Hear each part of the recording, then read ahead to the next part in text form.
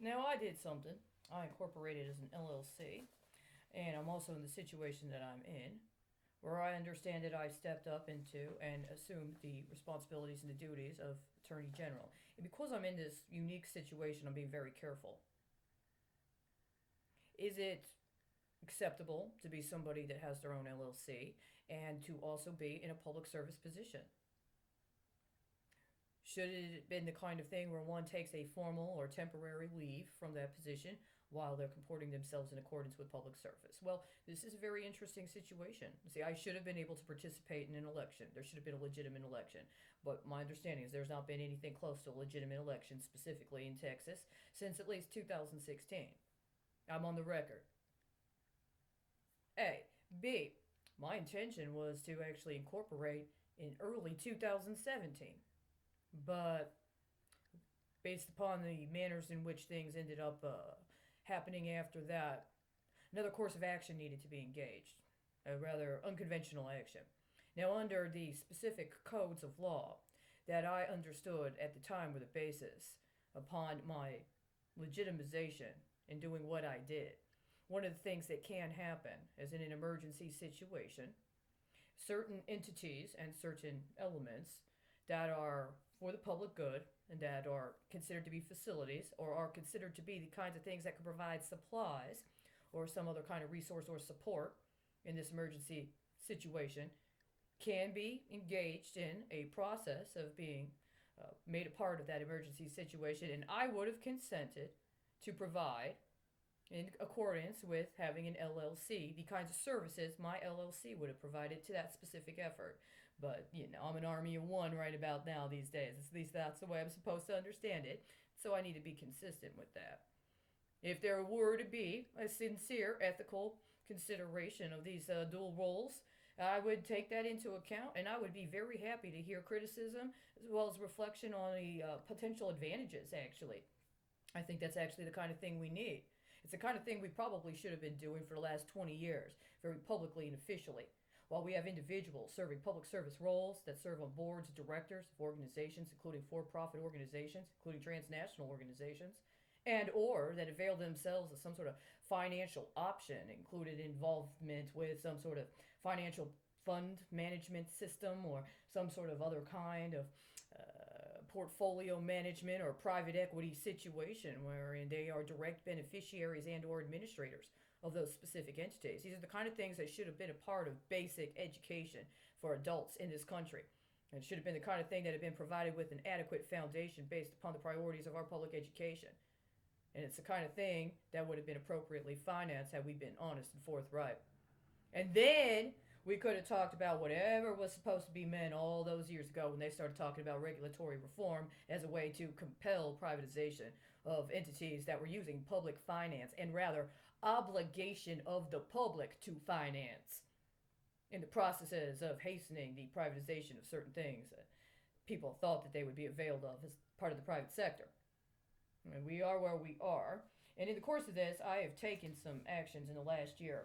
As I said, and there's another area where it will be more apparent. I began a process recently, what I consider to be a basic efforts to share with other people my self-education efforts when it comes to American economics, finance, and banking system, as much as one can through processes of self-education, especially in an extraordinary situation such as we are. And in the course of that, last year, among many of the other things I did, is I engaged a process that would have been a rudimentary process for securing my certifications in non-destructive testing. Now, I obtained certifications in non-destructive testing in four techniques between the years of 2017, actually throughout the years of 2017, by attending a private training facility here in Texas through a workforce training grant that had been provided through the Texas Workforce Commission in association with what I understood were federal appropriations through the Federal Workforce Employment Program. And I ended up getting a grant and I applied to this training academy and I was allowed to participate in training at that academy. And I went through and did what I was told, at least at the time, were the appropriate things to get the initial certification. Now, I understood that the certification means one thing, But in order to get another element of a formal official certification with an entity, there are different standards different companies would have. And so for you to get certified with that particular company, it would require some on the job experience. And then once you catalog and document that on the job experience, they may give you a test, or they may give you a means by which you can actually get the formal verification of certification in their either proprietary certification process, or in what would be the requirements for a more general industry certification process that they comport themselves with. I have not been formally employed by anybody in consideration of what would be capable and eligible for being availed of based on my certification, but I have worked on my own process. I've contacted all the appropriate authorities that would need to be concerned, and I would be as forthcoming on the public record as necessary, or if required, and as I'm entitled to, would be, able to keep some things off the record, or off the public record, at least until such times the necessary processes had been engaged to acquire that information. So, in the course of that, we are in a very important date.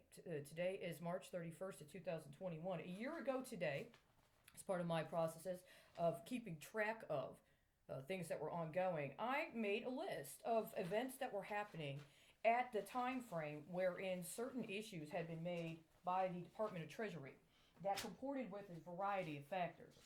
And I'm going to be forthcoming with you, and I'm going to explain this in this particular understanding. I'm wearing my glasses. And one of the things that I understood is that there were things that were happening that were supposed to be in the formal name of, and under the formal representation of, the federal government process, including during what was already declared as a state of emergency concerning a response to COVID-19. There were also things that were being done on a state level and even on a local level that had these correlations with these dates, that also had correlations with things in the private sector. Now, had there been a more collegial relationship, there had been some more opportunities to talk with people about their understanding and or actually be engaged in a formal process that somebody else might have understood to be their own formal process, and there may have been one course this had taken. But as a person, an individual, citizen, trying to be responsible and also trying to deal honestly and forthrightly with an understanding that there were very significant pressures to try to compel me to cede on certain constitutional rights, while also agreeing to cooperate with what I understood and was conscious were acts of crime, then the question becomes, well, how does one begin to provide a foundation for what could otherwise be salvageable about the government and about the systems that we should be able to avail ourselves of for our protection, but also for our sustainment, in the event that we actually are able to effectuate effective systemic change? We could just blow everything up. We could just knock everything down and say we're going to start it over from scrap.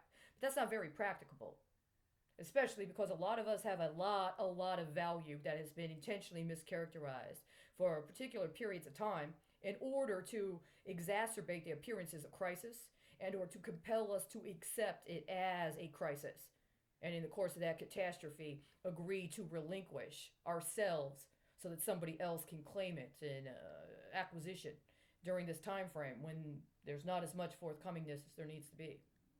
So in the course of that, I made a list.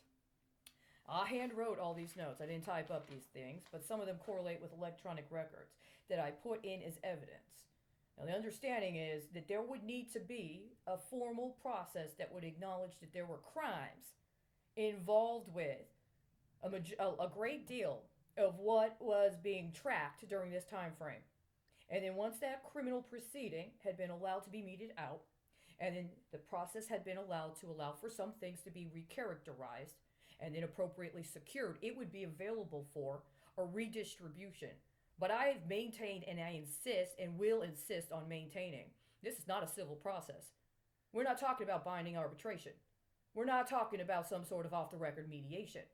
We're talking about crimes that wronged communities, entire groups of people, not just me. As a matter of fact, somewhere there are entire groups of people that are completely dispossessed of me to such an extent that I literally do not have one other person to talk to on a regular basis. And I have not been provided with 2 witnesses for over 3.5 years.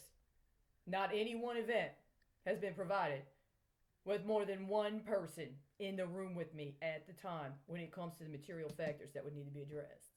Right? I'm still holding out. But in the meantime, I keep track, and it wouldn't be very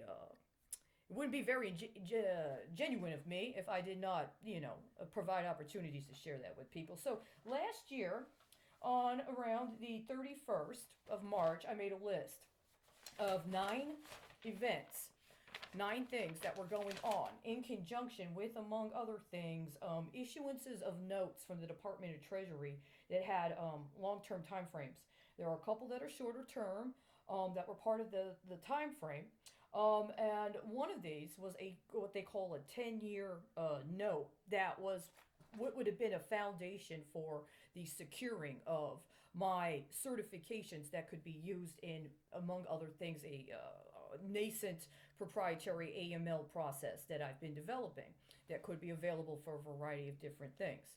But at the same time, there were other things that were ongoing. So I figured I would keep track of events and then see when the cycles come up, when the different things come up. And in the course of this, today being the 31st, there were issues of 2 things last year. One at a 5-year term, one at a 7-year term, and one at a 10-year term, all 3 of which happened a year ago today.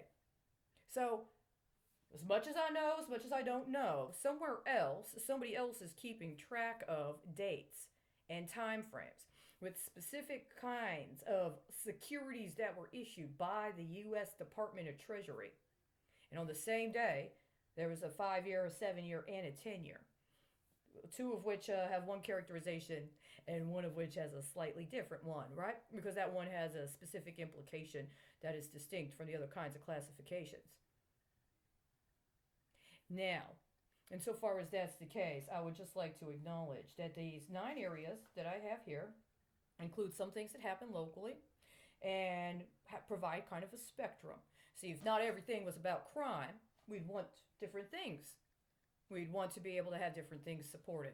So I put those here. I have them in my notes if you want to peruse them. But for today, I want to make a formal acknowledgement of a few things I've been working on and that I would like to acknowledge today as being the kinds of things that I would have used my professional, personal, and other kinds of considerations of investments in my life and that I had invested into other communities to provide sort of commitment to, and to also acknowledge as what I would consider to be a follow-up on pre-existing commitments I had made. So I'm going to make another video and I'm going to share those with you very briefly.